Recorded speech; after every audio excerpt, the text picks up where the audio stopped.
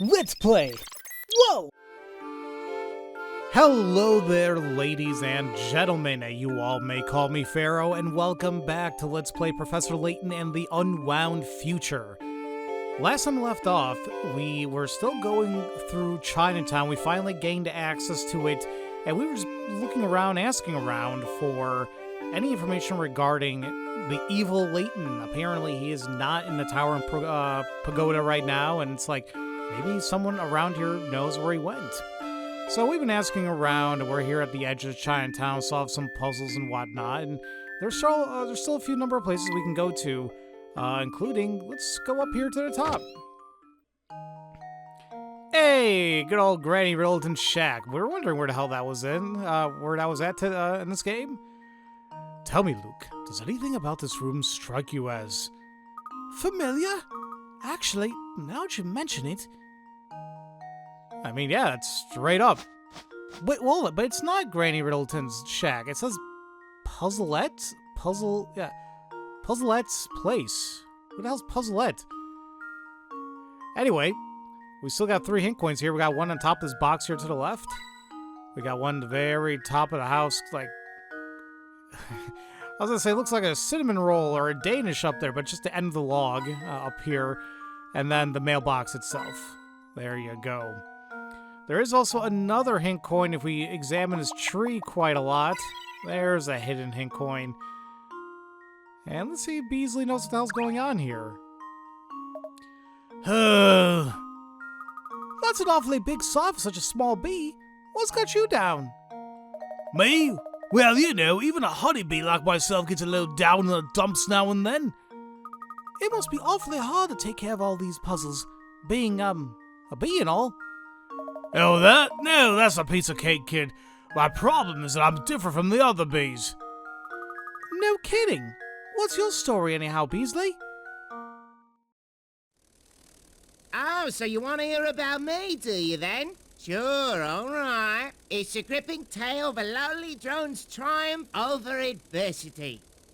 To become a puzzle bee. I'm talking... Gotcha! No! Beasley! That's better.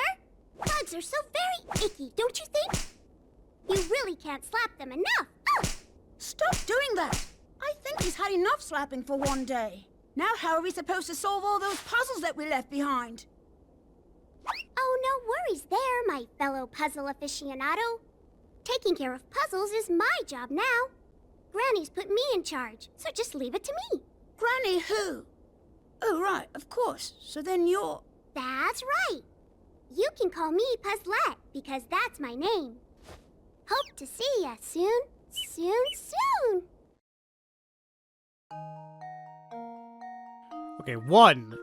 I'm surprised they made a whole cutscene for that. 2. She straight up murdered Beasley. Like, dead. Like, how many times did she freaking smack him with that thing? Like, okay. Brand new character, Puzzlette. Related to Granny Riddleton, but what is she doing? Like, soon. She's interesting. See that tiny house over there? That's where all the darling little puzzles that you leave behind go. You should definitely solve them when you get a chance, though. It hurts their feelings if you don't. They're puzzles! What do you mean, feelings? Okay, well, we didn't miss anything. That's good to know, at least. Alright, bye, Puzzlette. I hope you don't murder any more bees. Alright, let's see what's in this door. It's a pet shop. Okay. Man, that takes me back. There used to be a pet stop called Petland, I believe, if I'm not mistaken correctly, when I was growing up.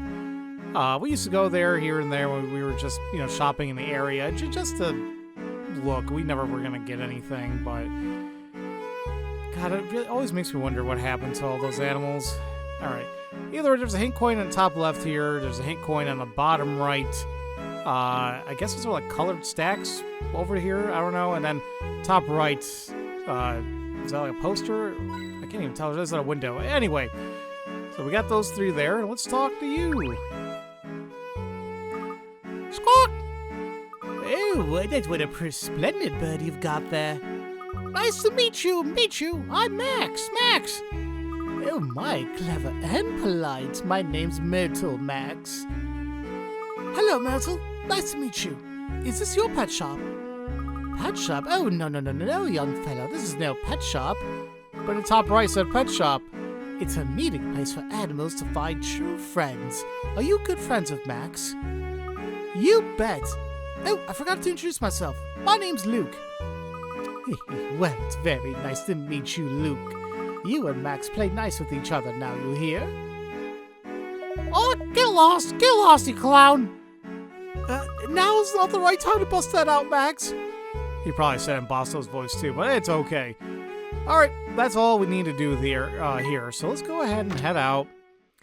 And we're gonna investigate some more by going to the main street. I think it was Scarlet? No, the plaza here. See if he knows anything what's going on. Good day, whippersnappers. Did you manage to find that dreadful man who runs the towering pagoda? Unfortunately, no. He was out when we paid him a visit. We're actually trying to locate him now. Ah, well, you're wasting your time searching for him in this part of town. Does that mean you know where we can find our man? Oh, I've said too much. I can be so careless at times. So you do know. Please tell us where we can find him. It's very important.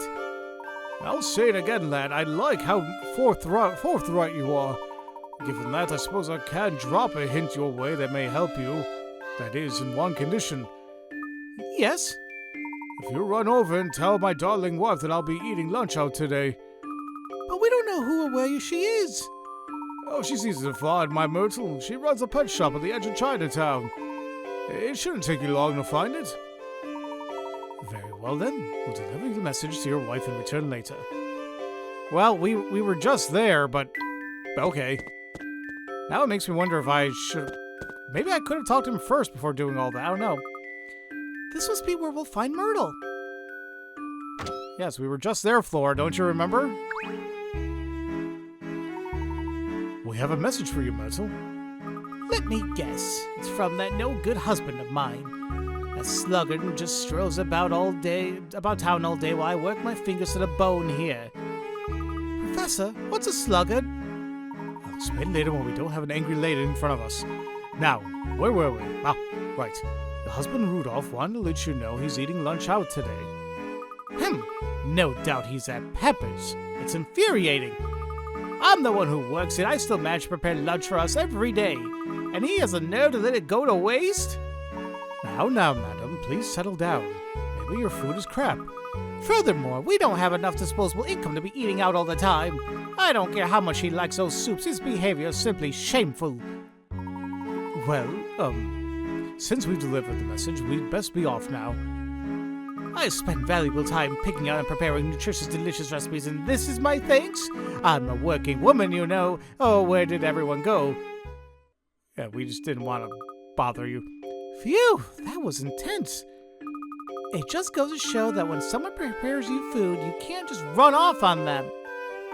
Say, what's the professor? Here I am. You three surprised me. I had no idea you could run that fast. My apologies, Professor. It was getting a bit uncomfortable in there. Professor, don't you agree that it's very rude to stand someone up when they're made food for you? Uh-oh. Oh, yes. Absolutely. A gentleman should always express gratitude to the hospitality of others. Now that that's over with, Rudolph needs to hold up his end of the bargain. Let's pay him another visit. Now, to be honest, though, the cucumber sandwiches, I don't know how appetizing those are. Granted, cucumbers I'm okay with, but Oh, did you deliver the message to my honey? We did, but I have to tell you that she was absolutely seething by the time we left. Why ever for? She seemed rather upset at the thought that you might be visiting Pepper's restaurant. Oh, dear me, I fear there may be a misunderstanding brewing here. Do go on. My wife is a gem. I treat her like a queen. And what queen do you know prepares lunch? She works so hard that I don't want to add to her burden. Plus, who doesn't love noodle soup? Anyhow, excuse me, I'm boring you now. Let me give you that bit of information I promised you. This is just a rumor, but I've heard that the fellow you're after is quite fond of old Father Times. Some say he likes going for long walks to admire the river whenever he has a spare moment. Interesting. So there's a chance we might find our man down by the River Times. Oh, yeah, like I said, it's a rumor and nothing more. But go and see. Maybe it'll pan out. We'll do just that. Thank you for the advice. Just a moment now. You younger folks are always in a hurry, aren't you? Here, take this. The hell's that? Who is that? A flyer? It's a small restaurant on the edge of the Times. It's called the Times Arms? A lovely little place. If you're in the area and have the time, you really should stop in. Maybe it's not pronounced Times, I don't keep saying it. I don't know. You guys will correct me. And if you guys have been correcting me, I apologize that I have not been taking it to the correction. I try recording these when I can, so I have a backlog going so I can have a consistent upload. Yada, yada, yada, you know. Sounds like a perfect place to take a break. We'll be sure to check it out if time allows. Good day, sir. Oh, wait just a moment, boy. Yes? My wife, Myrtle. Exactly how angry was she? Furious. Oh, shit. I see. Oh, thank you. That will be all. Oh, dear. I'm screwed. Where does one go to admire the times around here? There was a hill we walked over on the way to Chinatown. The view of the river there was nice. The place Luke's talking about has a path that runs down to the riverside. It might be worth checking out. Oh, goody! A walk by the river sounds so nice. Flora, focus! This is serious business. We're hot on the trail of a criminal. Oh, Luke, loosen up a little. We're making progress in the case, and Flora's just finding her own way to enjoy it. I suppose that's true. Then what are we waiting for? Yes, let's head to the hill. Alrighty.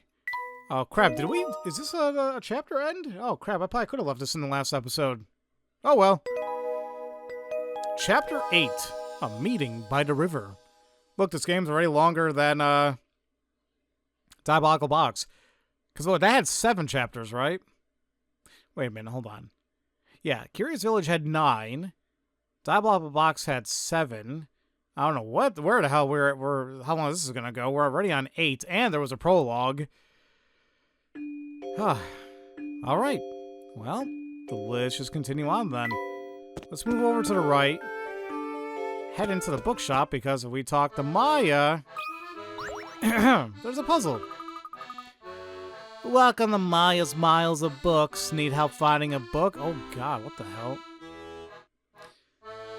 Excuse me, guys. Ooh-wee. I just got a really weird pain. I just had some popcorn, but all of a sudden not to freak you guys out, but there's a little bit of a weird chest pain. What the hell? That's random. Alright. I promise I'm keeping an eye on things. Ahem. You need help finding a book? Sure, let's see. How about some books on English history? Of course, but that's a rather broad topic. What time period are you most interested in? Hey, look! This book's on King Arthur. Neat. Ah, yes, King Arthur. Technically, that book's more legend than historical fact. But it is a fascinating story, just the same. Tell me, have you ever heard Arthur's Round Table?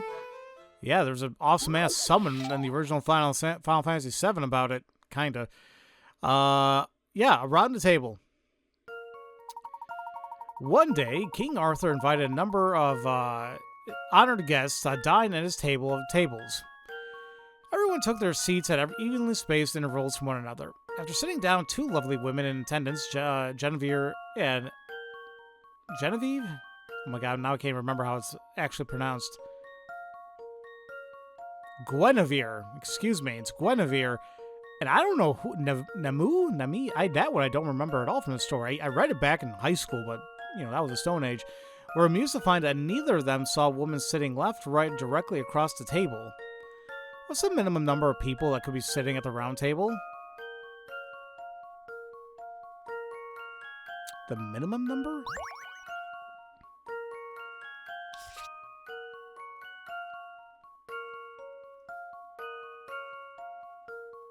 Wasn't there like 12? Yeah, I'm pretty sure. Was it 12? Shit, I don't know anymore. I don't know.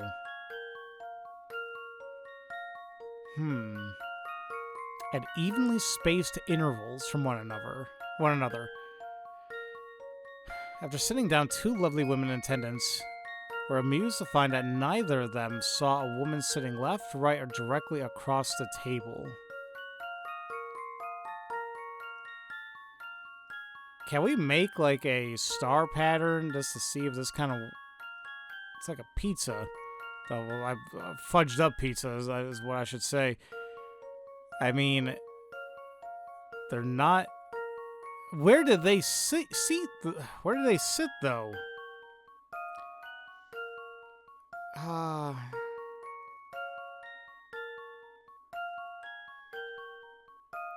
I'm a little bit confused here.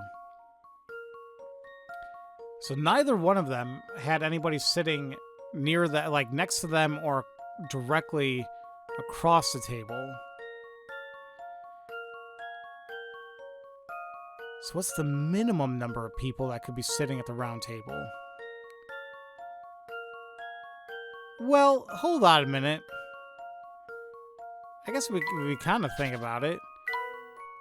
There's two of them, right? And then... if there's no woman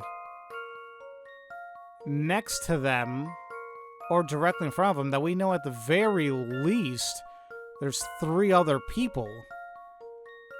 At the very least. Does that include King Arthur, though?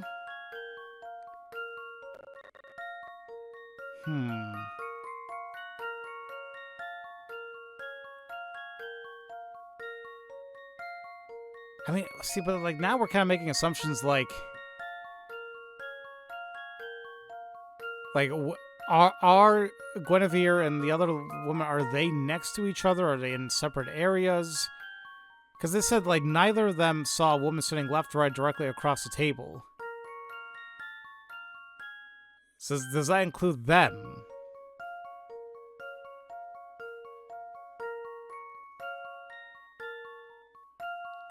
Because if that's the case, is it 5 or is it more? I don't know. Damn it. I may have to think about this more, but I have a bad feeling I may kind of call a mulligan on this one. I'm a little iffy on how this one should be done. Okay, so, funny enough, I actually inadvertently have the answer. It is 5. I did not have the logic, though, whatsoever. I'll let you guys see the explanation here. 5 people is correct. The image above shows how they would be seated around the round table. The tricky part is realizing that no one is sitting directly across from any of the diners. So, yeah, I don't know. If you're interested in the characters mentioned in this puzzle, be sure to read up on the Legend of King Arthur, which is a really good story, from what I recall of it. But, yeah, there are lots of cool King Arthur games, too. There were a bunch of, like, cool beat-em-up games regarding it, too, so there you go.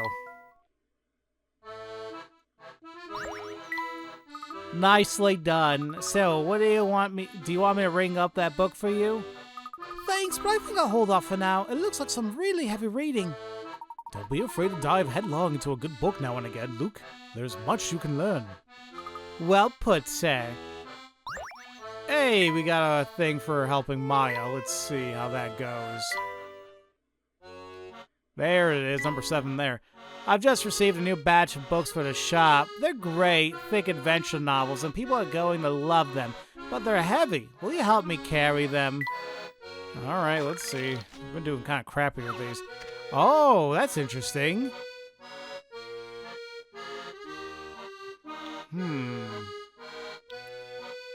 We got 10 seconds to do this.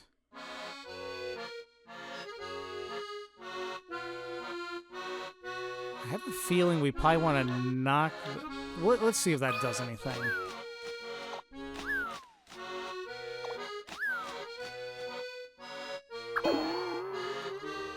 Okay, that obviously wasn't a good thing to do.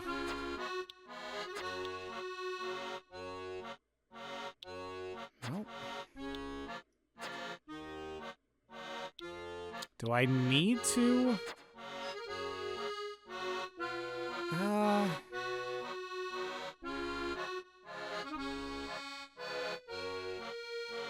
I mean, if it goes in that directory, it could reach up here. But now I'm wondering... I feel it's gonna take too damn long to get down.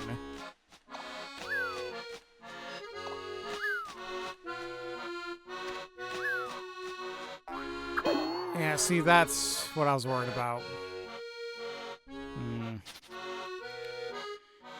We need to find a way for it to kind of, like, bounce a little bit more. Let's see if that kind of helps.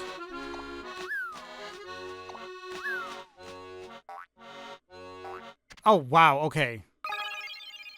Yeah, these are a little bit more iffy than the toy car thing, in my opinion. Phew, I think that's all. Thanks for your help, Parrot. What? There's nothing like watching contented customers browsing through well-ordered bookshelves. Brooks? Alright, just 4 more of those to go. Alright, now we can actually... I think we can leave Chinatown now. So let's go ahead and start doing that, because we gotta start making our way to the riverbed, which we've seen and been there before.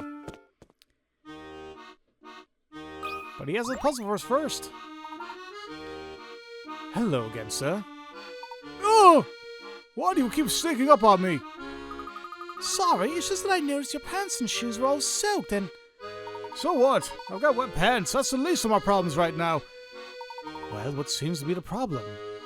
I'm here waiting for a friend, but I think there's been some confusion about our meeting time. Okay. Timely arrivals.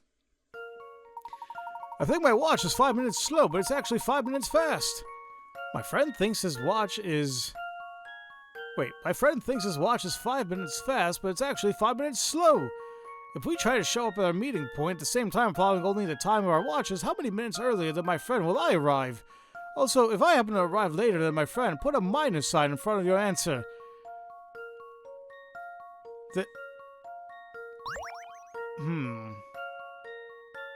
If I happen to arrive later than my friend, put a minus sign. Why does it feel like when they give a thing like that, it almost makes it seem like, hey, you're gonna be using that, but I don't know. Like they think it's 5 minutes slow, but it's actually 5 minutes fast, and it's vice versa.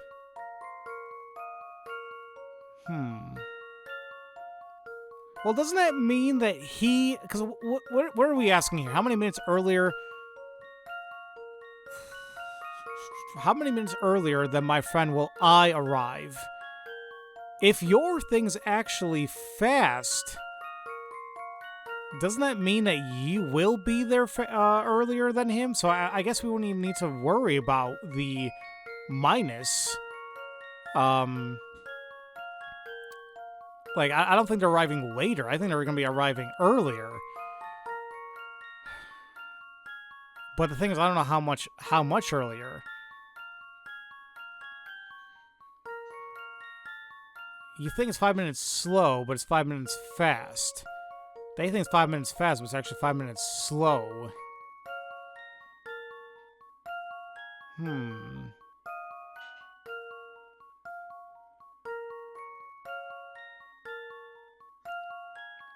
Isn't it... Not to say it's going to counterbalance one another. Like, doesn't it, like... it's gonna add up like crazy. Because you think it's 5 minutes slow, but in actuality it's 5 minutes fast. So, doesn't that mean you're gonna get there like pretty early on? Like 10 minutes ahead? Because you're kind of have to make the... Like, you're trying to counteract the whole thing about the 5 minutes being slow, when actually it's you know, literally the reverse. And then for your friend, it's literally the opposite. They think their watch is 5 minutes fast, but it's actually behind. So wouldn't they actually be 10 minutes behind? So in totality, you're going to be waiting there like 20 damn minutes. Because not only did you get there 10 minutes earlier than what you expected, but now your friend is not 5 minutes late, he's 10 minutes late. So I think it's 20 minutes. Let's see if I've got this right. Okay. Few things satisfy like a puzzle solved. I'll arrive at our meeting point 20 minutes before my friend. My watch is 5 minutes faster than the actual time, but I think my watch is 5 minutes slow, so I'll arrive 5 minutes before our meeting time, which will actually be 10 minutes early. My friend is just the opposite. He'll be 10 minutes late. Our difference then is 20 minutes.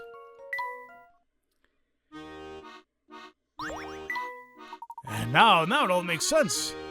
I'm glad I was able to be of some use to you. Oh yeah, as a scientist, it's clear to me that you've got a real knack for critical thinking. I'll say he's the most acclaimed professor of archaeology in the country. Oh, that'd explain it. Anyhow, my thanks, Mr. Professor. I'm glad I can be of assistance. Still want to know what the hell's going on with the wet shoes and pants. Like, one day we'll figure it out. Salutations and whatnot. What brings you upstanding citizens back through here? We're tracking down the boss of the family. We got a hot tip that he's down by the Times. Whoa now, pipe down. Keep sniffing around for trouble like that and something's bound to start stinking. Take it from me. You certainly appear to be an authority on the subject. Don't you know it? And I know enough to tell you that you guys aren't going to heed my warning. If you're dead set on going to the riverside, at least check out the restaurant there. The grub there is phenomenal. You might as well look for trouble on a full stomach. Hey, you don't gotta tell me twice. Word's gonna leave you there, buddy. I don't know why I look at him and I keep thinking for whatever reason, it looks like a diving helmet. Hello there. Why, hello there. Oh, no, not you again.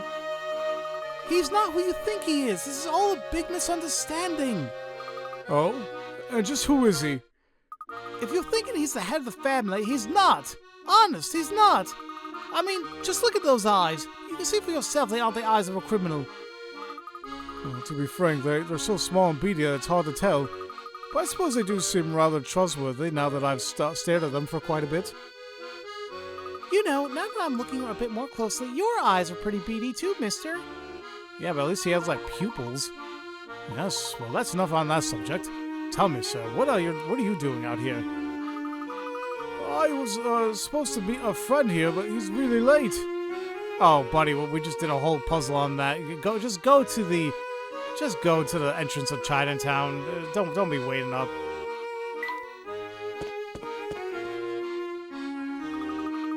Almost there. Ooh, the view of the Times is nice here. What do you suppose the future professor is? I am so excited to meet him. Flora, you're awfully cheery about all this. Well, aren't you excited to meet him too? I want to find him, but I can't say I'm looking forward to meeting a criminal. Those stairs over there should take us down to the riverside area. Let's not waste any time then. Down we go. Perhaps a new cravat is what I need to make my case. Now, even though we can take those stairs to the left, we're taking a little detour. And that's to find another puzzle. This is actually all the way back in I think Midland Road? I keep kind of forgetting, like, the actual areas, but... Oh, there's Inspector. We're looking for Inspector. There he is. Greetings, Layton. How goes your investigation? I believe I'm making good progress, thanks in no small part to you. What about yourself, Inspector? Have you come across any promising leads? I'd say so. You won't believe that chat I heard a couple minutes... You won't believe the chat I heard a couple of suspicious blokes having a moment ago.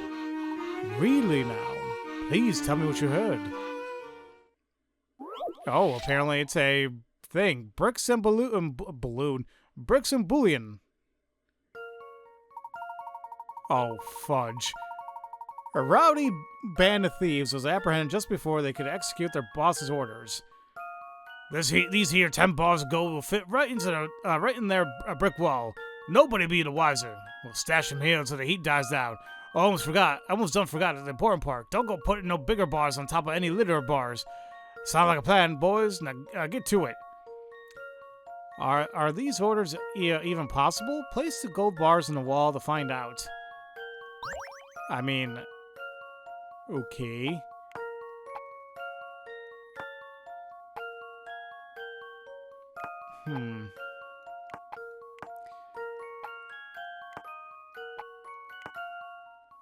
Oh, I don't know if I can do that because I can't.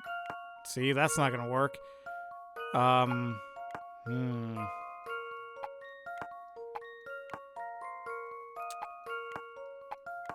So maybe...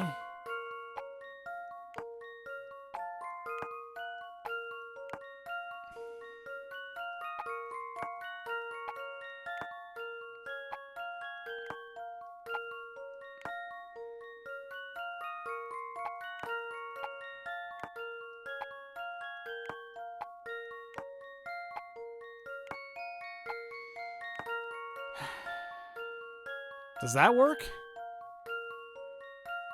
I mean,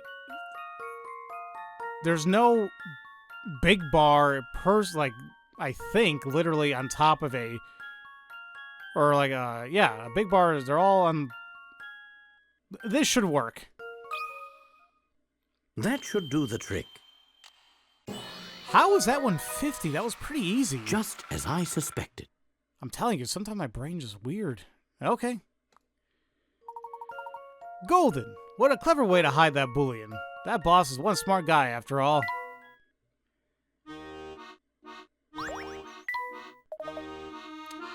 There, it's solved! True, but unfortunately I don't see any link between this puzzle and our case. Oh?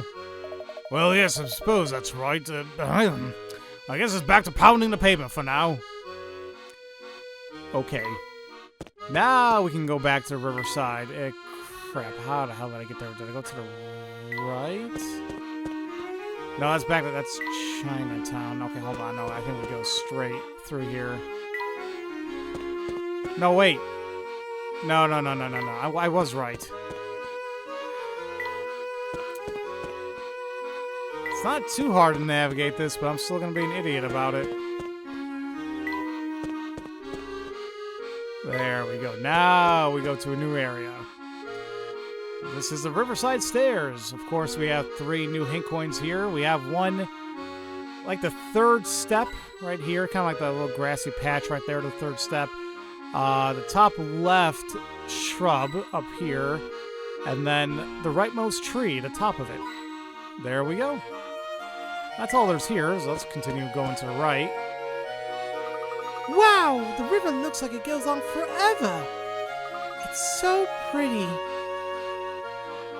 Here we are in the Riverside area. Once again, 3 more hint coins. Top left, there's going to be on the tippy top of the blue roof there.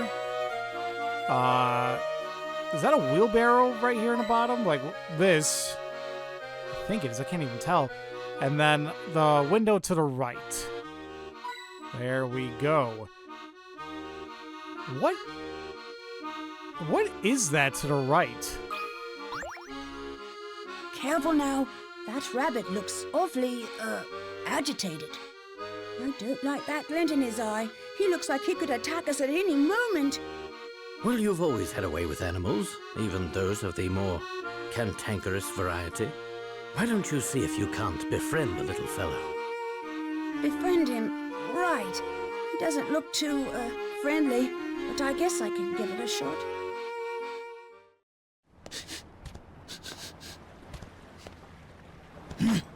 What do you want? Hello. I hope you're enjoying this lovely day. Would you mind if we pass through here? Yeah, you humans are so full of yourself. Always acting like you own a place. But this here's my turf. Take one more step and I'll rearrange your kneecaps. Sorry, Mr. Rabbit. I didn't mean to... Mr. Rabbit? Ah, please. What storybook do you get that from? The name's subject free, okay? And don't get any stupid ideas about us being friends just because you know my name now. Of course not, Mr. Subject 3. I didn't mean to impose, but we really do need to pass through here. Those puny ears of yours don't hear too well, do they, boy? I thought I made it clear that this is my turf. But we just... Ah, shut your trap. Look, I'm not an unreasonable rabbit, but nothing's free, you know. If you want through that much, you're gonna have to solve this puzzle. Shocker! You know, I am still a little bit confused about him speaking with animals. Like, even that animated cutscene there, Layton was just watching. Does Layton understand what's going on too? Or is it just kind of the idea, like, no, freaking Luke is the only one that can speak the animals and only he understands them, and we just kind of accept that? I hope that gets delved into in either this game or the many others coming up. Either way, rabbit hops. This peculiar rabbit has a unique method of getting around. He travels 70 centimeters with each hop, but when he lands, he immediately hops 30 centimeters toward the direction his tail is pointing. Interesting. On a straight line, what is the minimum number of hops it'll take this rabbit to reach a spot 10 meters away?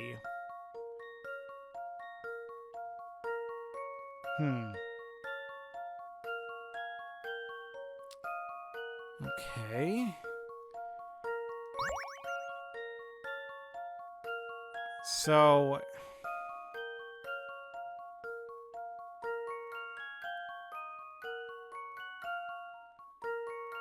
what I'm kind of interested in is, like, can't he, like, hop and then in midair, like, turn his ass around so he takes up that 30 extra, like, the 30 extra centimeters? Maybe not. Either way, I guess the way we can take a look at this is, like, he's really only traveling 40 centimeters a hop.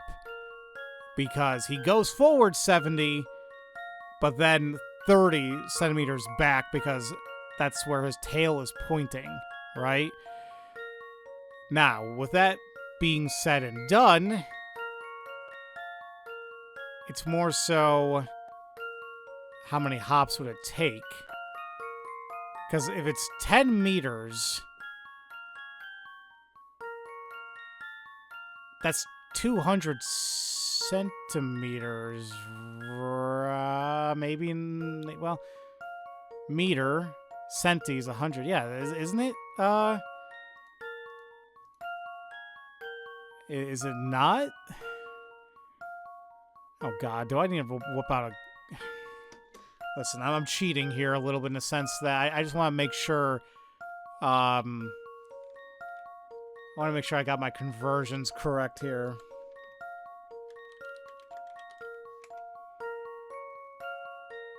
Thousand. I'm an idiot.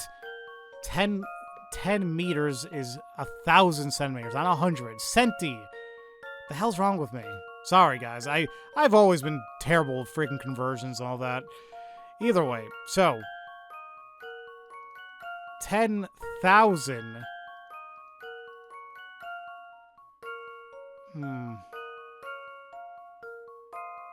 If I did 10,000, no, not 10,000, 1,000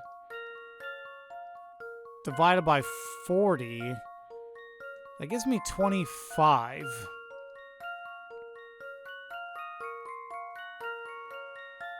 But once again, I was thinking, what happens if we turn our ass, you know, midway? Like we can make that extra 30 centimeter jump, so it'll just simply be 100.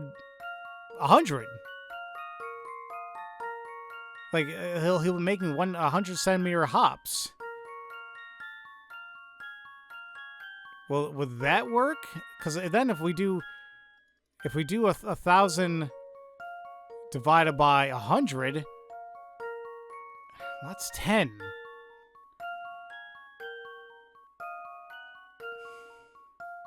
I'm definitely overthinking this one.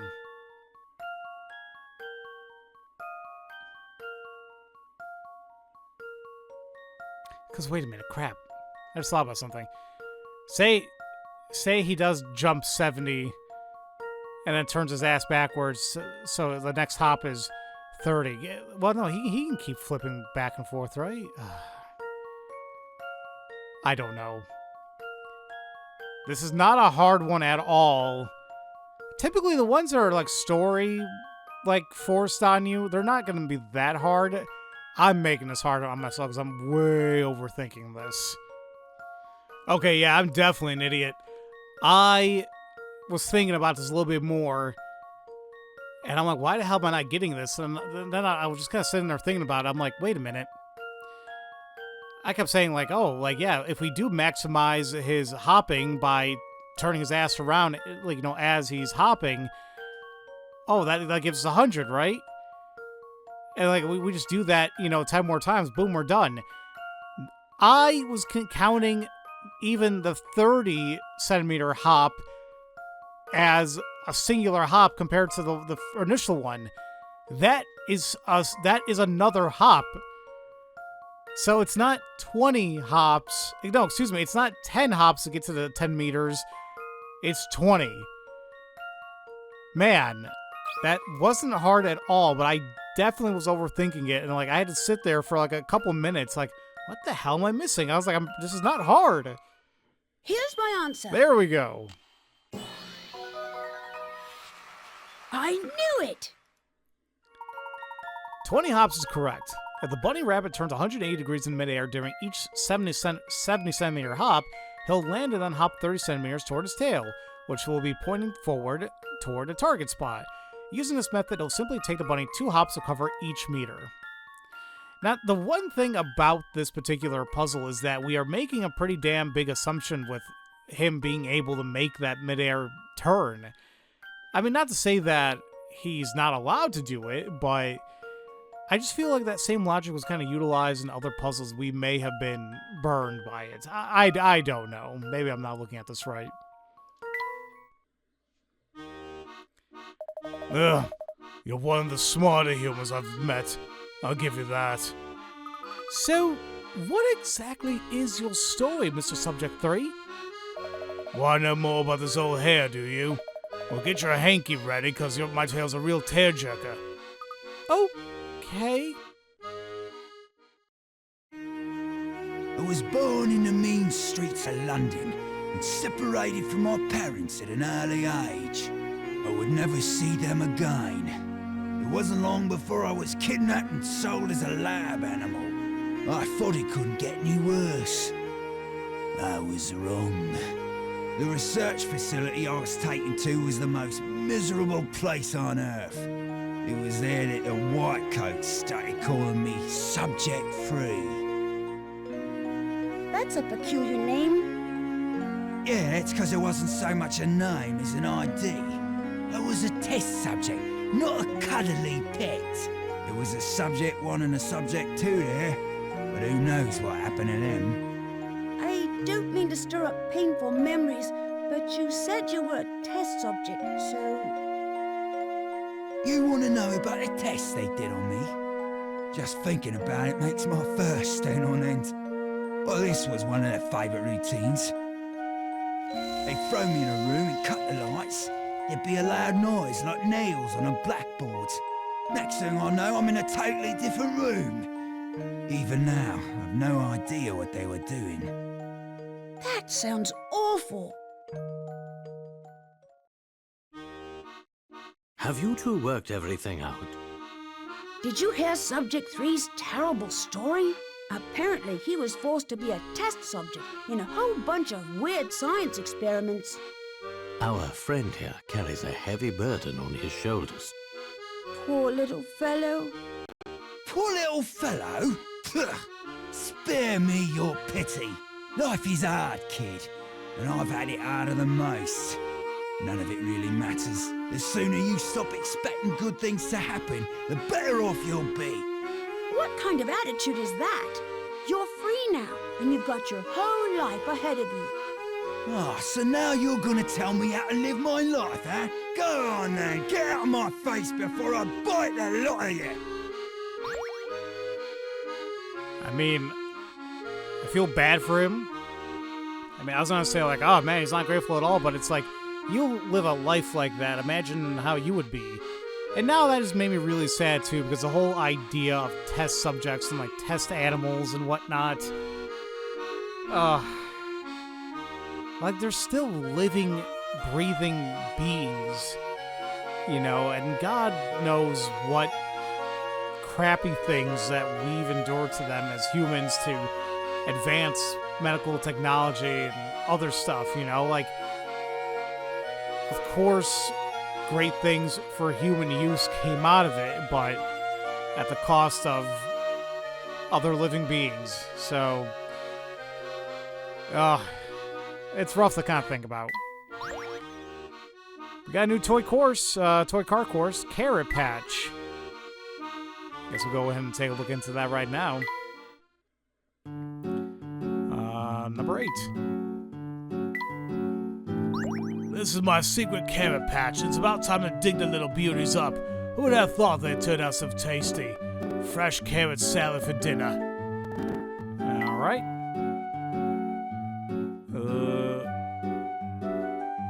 Isn't that the... Is that not the goal right there? Can I drive over it, like, immediately, or... No. Maybe we can. So, if we go down, grab all those, make a little U-turn up there, turn there. I guess we could hop over, grab these, turn around, make another, like, U-turn thing, grab all those, turn right here, hop. That should be it. Yeah, see, I like doing these a lot more than the delivery thing of the parrot.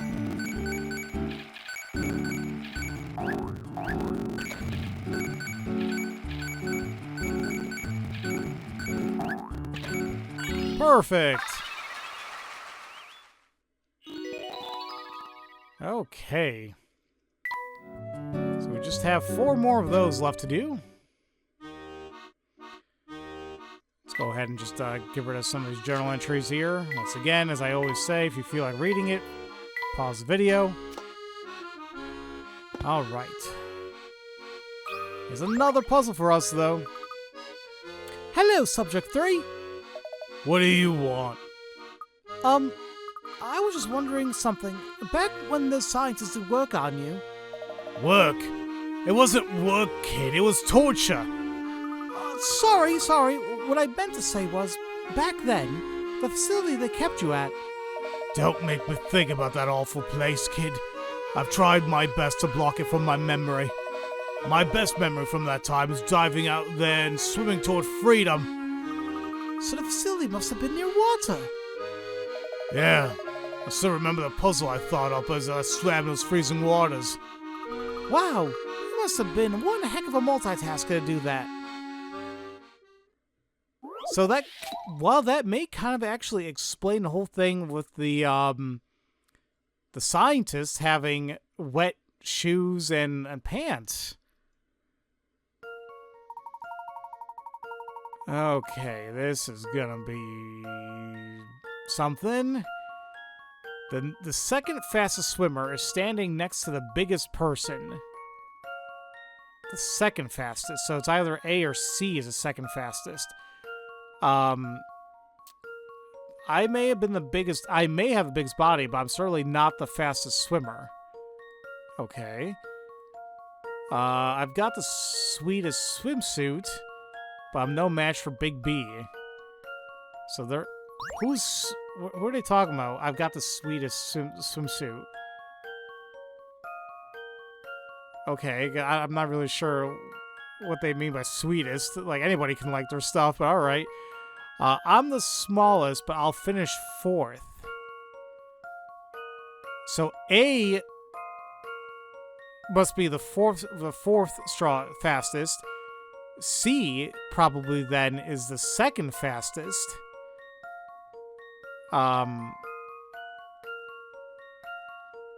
So what, does that mean B is the third fastest?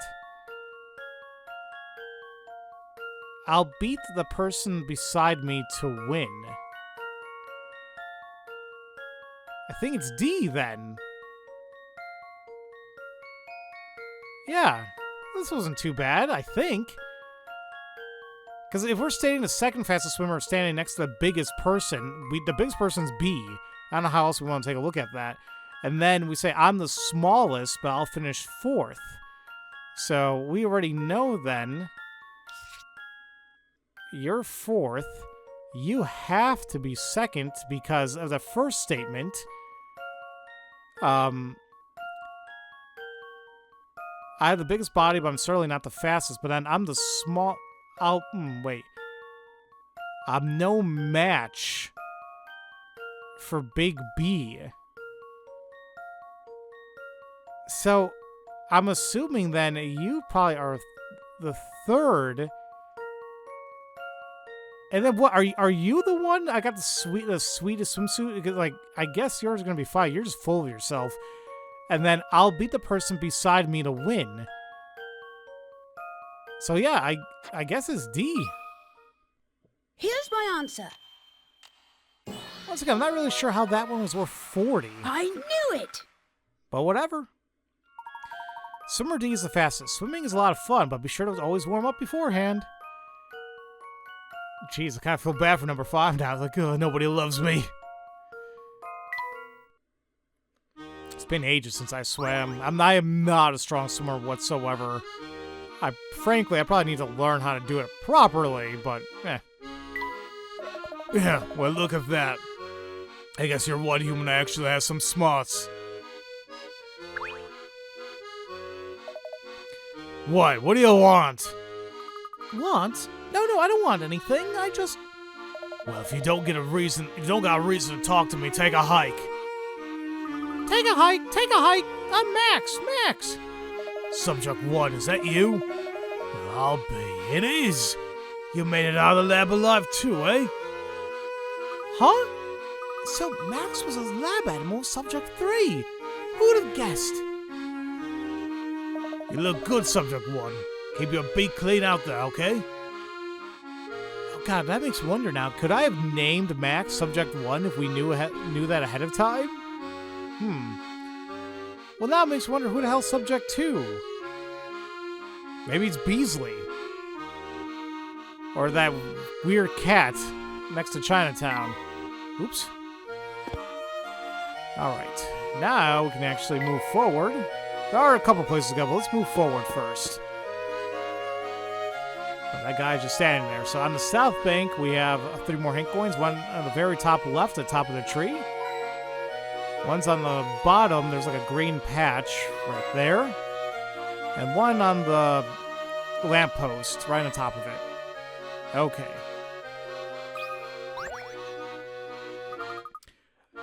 Just who might you be? My name's Professor Layton.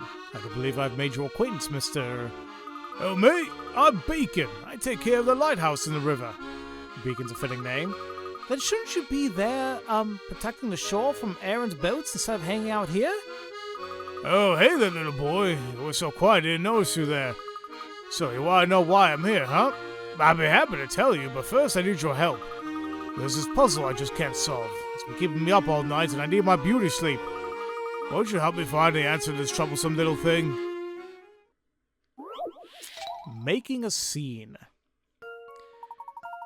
One male standing in front of a child. Two males are standing behind a female. One male and one female are standing behind a male. A female is standing behind a child. What's the minimum number of people present in the scene described? The minimum number? Well, you got a male, you got a child, and you got a female.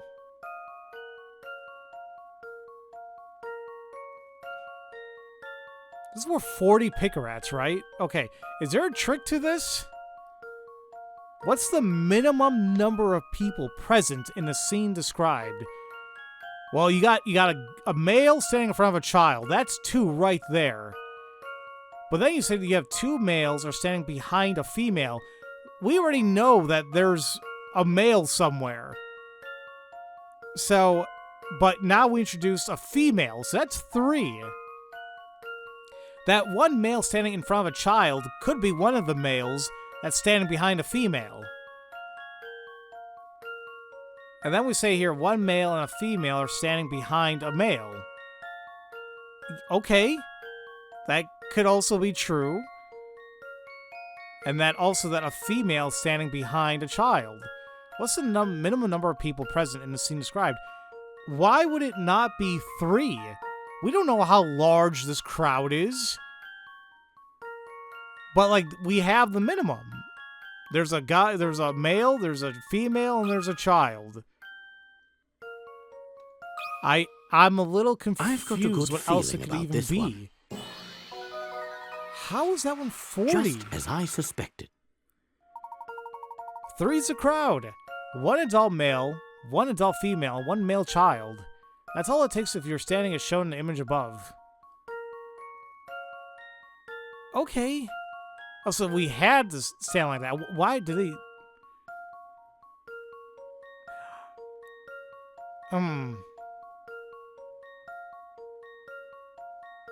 I kind of want to reread that now. I guess I didn't really... Did they specify it was an adult male or female? Or if it's the same thing with a male child or female child? I just kind of took it at face value, like, okay, well, you mentioned 3 different people. That's the minimum. Boom. We got it anyway. Alrighty. Goodness, you're quite the brainiac, aren't you?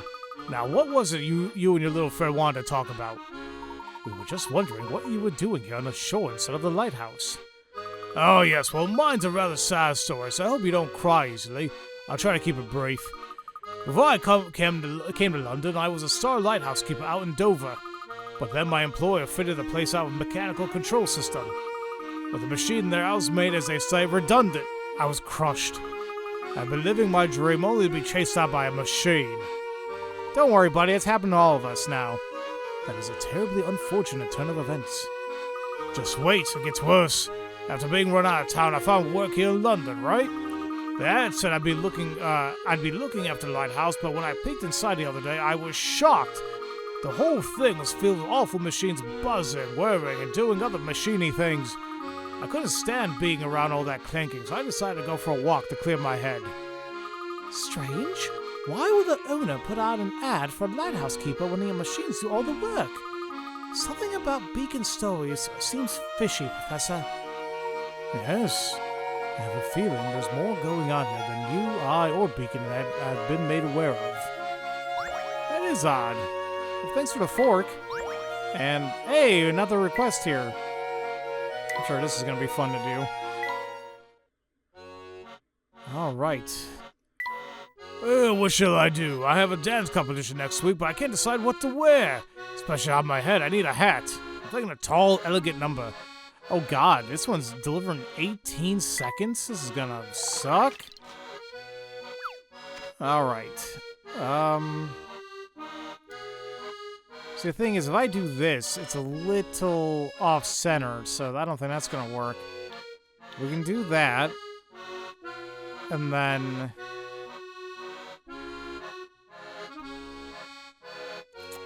how can I get him... maybe like that. I'm not sure that's enough. Let's see here. Oh, crap. No, I just realized. No. You're gonna... yeah, I know. It's too bad. Didn't think. Can I do this instead, maybe? That might be way too little, but let's see.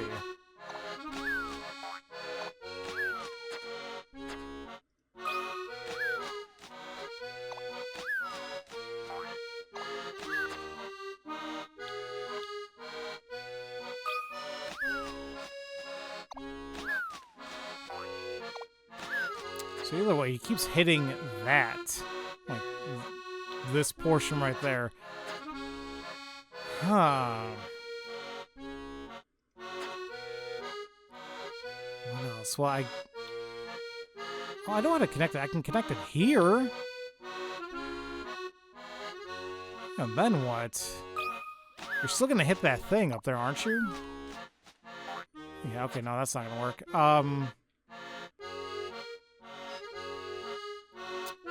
I want to get you a little bit further up. That should maybe do it. No. What the hell? Is it this? Are you gonna, like, reach right over it? Okay, good. Damn it.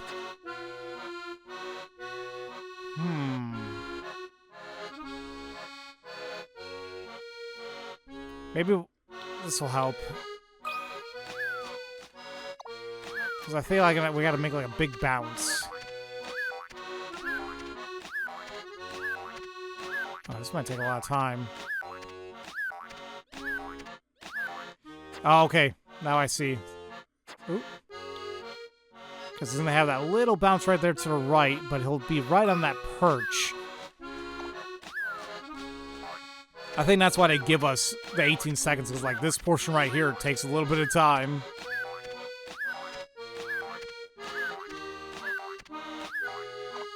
There we go. 3 seconds to spare. Hey, that's so lovely! Just look at the feather. How did you find it? It's gorgeous.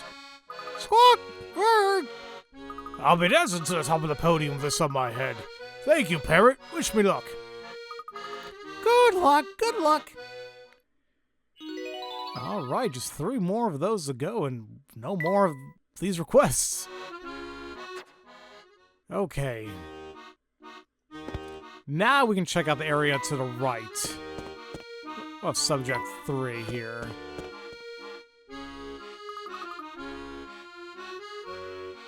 What a quaint little restaurant. It's called the Times Arms. Well, the Times Arms appears to be open. Let's say we step inside and have a look around. All right. Okay, Max, don't worry. We'll get to that, but we have a hint coin to the bottom of the pier. Like, there we are, like around here. We have one chimney in the top, and then where Max was, like the flyer, the flag post, right over there. Okay, well, there also is one. If we take a look in the water, it's a hidden puzzle. Look, a hidden puzzle. Time cards. Uh-oh. The 4 cards below, 0, 1, 2, and 6, can be used to display different times of the day, as seen in example 2:16. Yes. If using a 24-hour clock, how many different actual times can be created by rearranging the 4 cards? You must use all 4 cards to display each time. The cards can't be overlapped. Using a 24-hour clock. So this honestly reminds me of, like, what, the second or third puzzle we did in Curious Village? where it was basically this, but they told us it was a 12-hour digital clock. So this is just kind of the same idea, except it's just now it's a 24-hour clock. All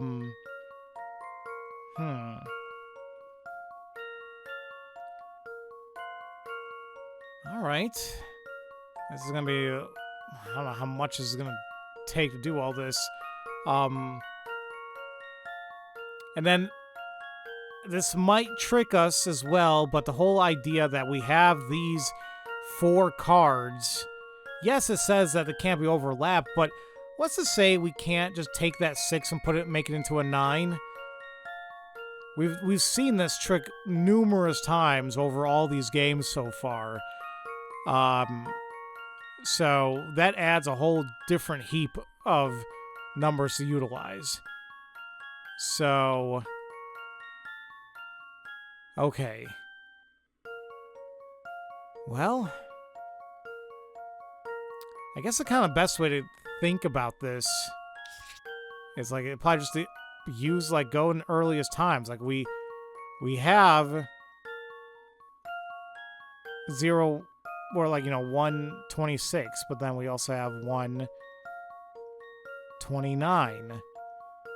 But then we can also have 216, but also 219. Now, we could also have 6. Well, yeah, we can have 612, and then 621. Okay, and now we can take that 6, turn into a 9, and do the same thing. 09 and 021. So that's all the ones we can use for 0. Can we not just turn this around and use the combinations for, like, well, no, we can't use 9 in front of it. We can use 1.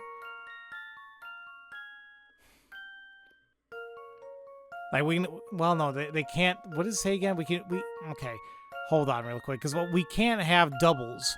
I can't say 1126, but I could have 10.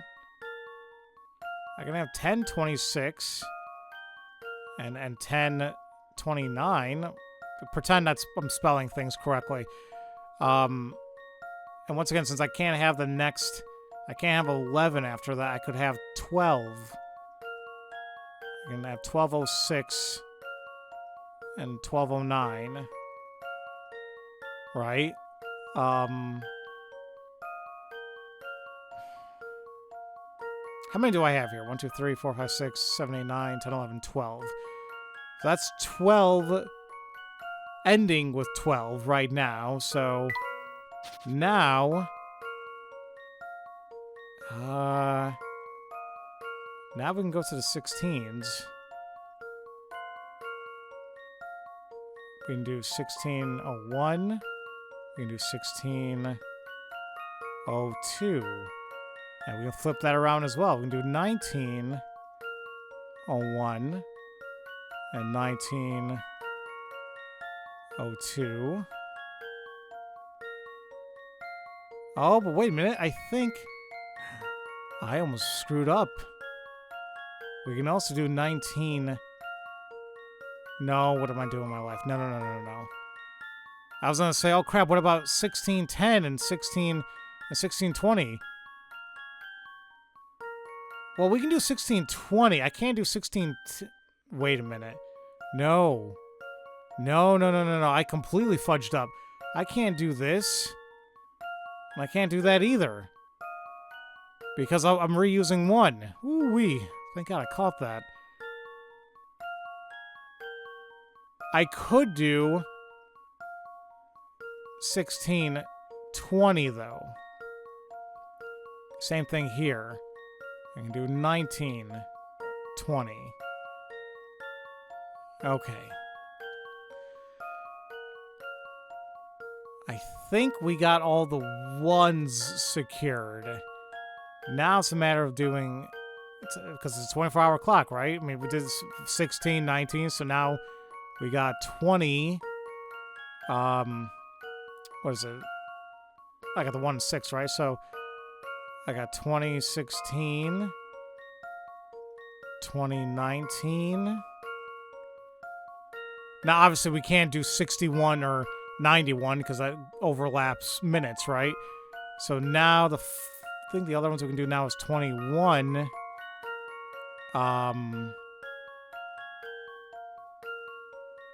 Is it 21? Oh, yeah, 2106 and 2109. And we can't reverse those, once again, because it doesn't make any sense. So, we had 12 before, right? Now we have 13, 14, 15, 16, 17, 18, 19, 20. I think. This wasn't hard, it's just a lot to write down. Here's my answer. But satisfying to get down, though. No puzzle can stop Layton's apprentice. Alrighty. That's it. 20 different times of the day can be displayed using the 4 cards. Did it take you long to figure out that 6 can also be used as 9? No, because you guys use that damn idea numerous times in these puzzles. So, no, we got it. And of course, times like 26 o'clock and 6 minutes past the hour don't exist. Yet. You never know what the hell's going to happen in the future, guys. Like, oh, you know what? This makes sense. Stick a fork in this puzzle because it's done. All right.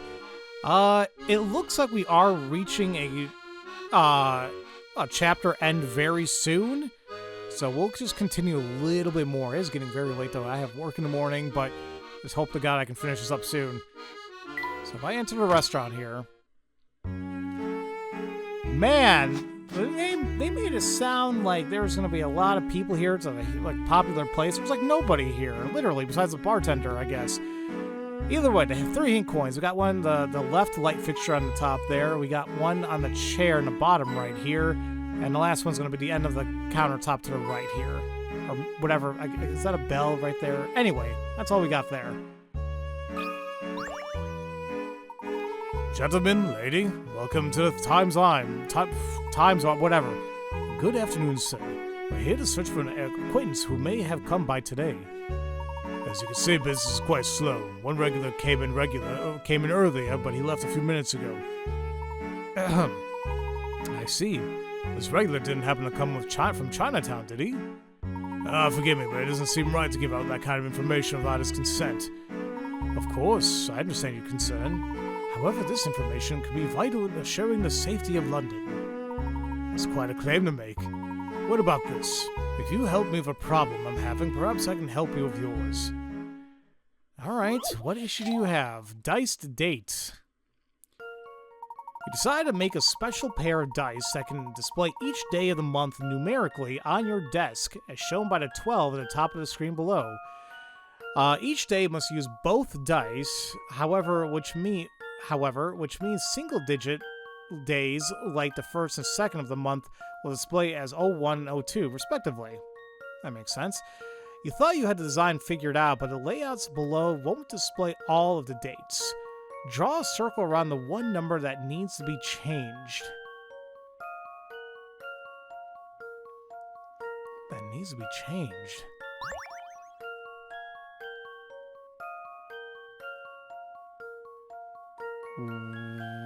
What?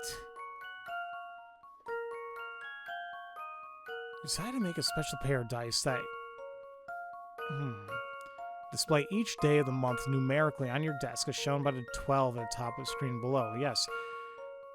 Okay. Each day must must use both dice. However, which means that single-digit days like the ones like the first and second of the month will respectively say 0, 1, 0, 2. You thought you had a design figured out, but the layouts below won't display all of the dates. Why? I mean, we can assume... No. It's the days. Okay, the days, not the month. It's the days. Why the hell is there a... Now, somebody's... How the hell am I thinking about this? Each day of the month, numerically.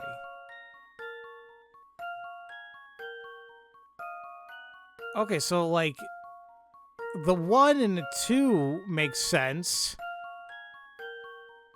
The 3 wouldn't. Well, no, there wouldn't. What the hell? I mean, a 3 would, but it's not even there. Like, the 0, 1, 2, that's fine. For the first day. But... why is there also a 7 and an 8 and a 9? I guess that's what I'm a little bit confused about.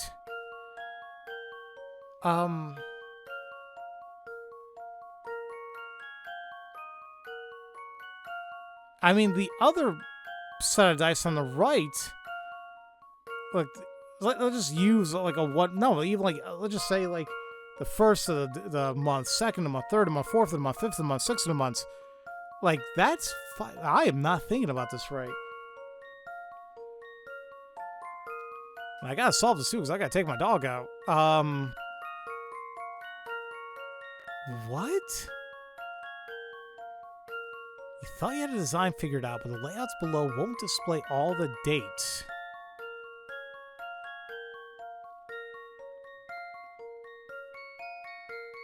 I don't... This is going to become a mulligan in a moment here, because I don't see how to solve this at all.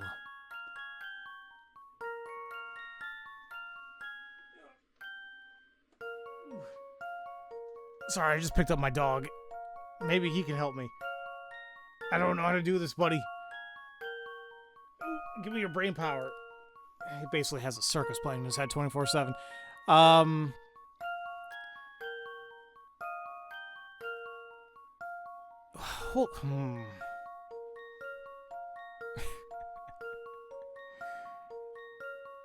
I keep rereading this because I feel like I'm definitely missing something here. Special pair of dice that can display each day of the month numerically on your desk. Okay. Each day must use both dice.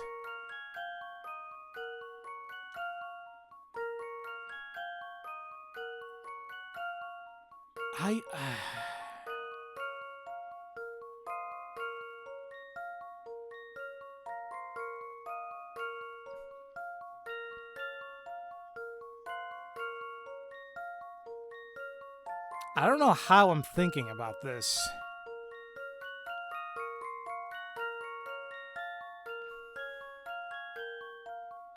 I'm wondering, is it kind of the same thing where it's like, hey, you know, we were dealing with the 6 and 9s and flipping them around. Does that do anything?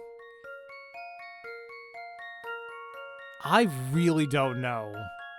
Okay, folks, I really hate saying this, but I just kind of gave up on this one.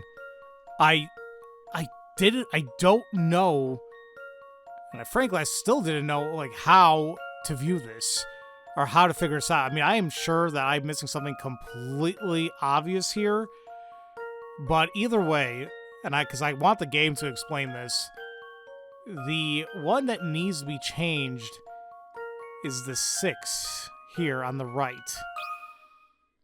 I've got a good feeling about this one. Really need to know why, though, because I'm just not getting it. Few things satisfy like a puzzle solved. I don't know how that one's 30. I've been solving the 40, 50 ones, no issue. The 6 needs to be changed. The current design won't allow the dice to display the numbers 0, 7, and 0, 8. Well, yeah, but there's... The current is... Okay, but if you change the 6 to a 0, you can flip the 9 upside down to use it as a 6 to display all the dates.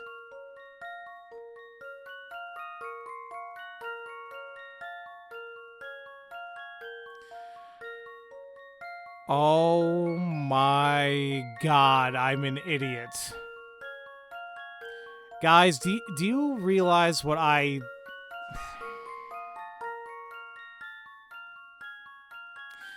Okay, this was super my bad here, but I made the weird assumption that the left die had to be used on the left side, like the 192078, like that had to be the only one on the left.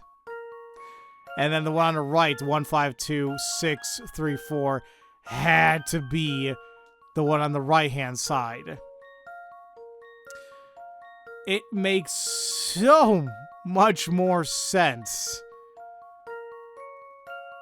So much more sense that they can be used interchangeably. Why the hell did I think they couldn't be used interchangeably? My god. Sorry, guys. It's late. It's almost midnight. My brain's like, nope. So, the good thing is, like, we're almost done with this chapter. Excellent. Your help is much appreciated. Now that we've solved your problem, can you tell us about the man who was in here earlier? A deal's a deal. The customer who came by earlier is what some might call a bit of an odd duck. Every time he comes in, he's wearing something different. Maybe he thinks I won't recognize him. So he disguises himself. He tries to, at any rate. He told me that he can't afford to be spotted in public, so he always wears different clothes. And this man hails from Chinatown? That's right. He says he comes here to unwind. His routine's pretty much the same every time. Usually he walks in wearing that top hat of his, orders a beverage, and finds a seat by the window. Did you just say he wears a top hat? I did. It's a tall number, like the one your friend's wearing. But as you said before, this man has already left today.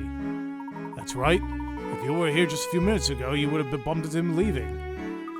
Do you suppose this means he's going back to the Tower and Pagoda, Professor? I think there's a good possibility. Why don't we go and confirm our suspicions? That's a good idea. Let's go. Have a nice day. Alright, let's head on out.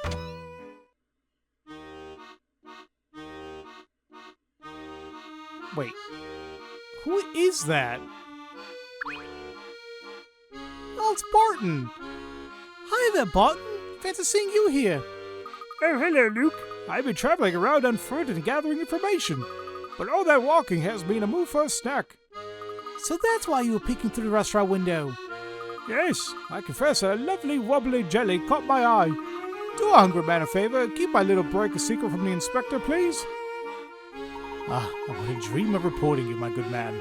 But now that you mention it, where is the inspector? He's been conducting a series of exhaustive interviews with everyone he meets in town. Once he finds a useful source, he really knows how to wring out every last detail.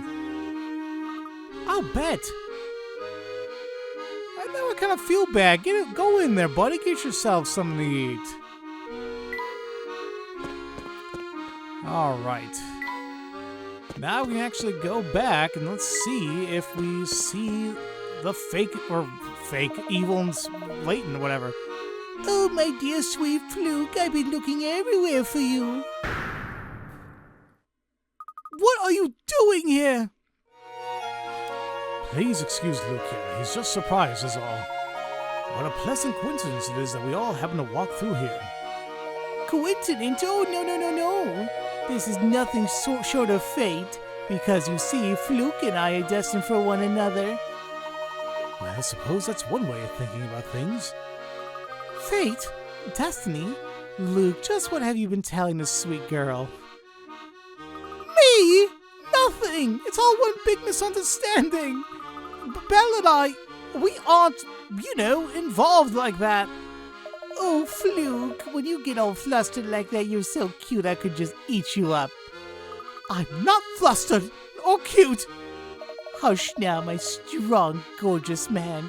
There will be time for more flirting later. I can let you know that I've been seeing strange men running all over town looking for you. They keep going on and on about the boss and blue hats and other gibberish. That sounds bad. Professor, do you think the Fatman has finally caught on to us? I fear that might be the case. If so, we have limited time. We must gain access to the towering pagoda before the family reinforces the guard in the area. Don't be scared, my sweetling. I won't let anyone harm my dreamy hunk of man. Look, Beck, stop making that noise. Thanks for the warning, but you can stop worrying about me now. And you can stop calling me weird names. Alright, let's go now. Oh, Fluke, I love when you play hard to get. It just makes me swoon. Oh my god, okay. We're done. And with that, ladies and gentlemen, we're definitely calling it an episode here. This is kind of long video today, but another chapter down, and next time we will begin chapter 9, The Master of the Towering Pagoda. Alright, so, as usual, thank you all so much for watching, and I will see you all next time for Let's Play Professor Layton and the Unwound Future. Love you all so much, and don't forget to spread that love around. Have a great day, everybody.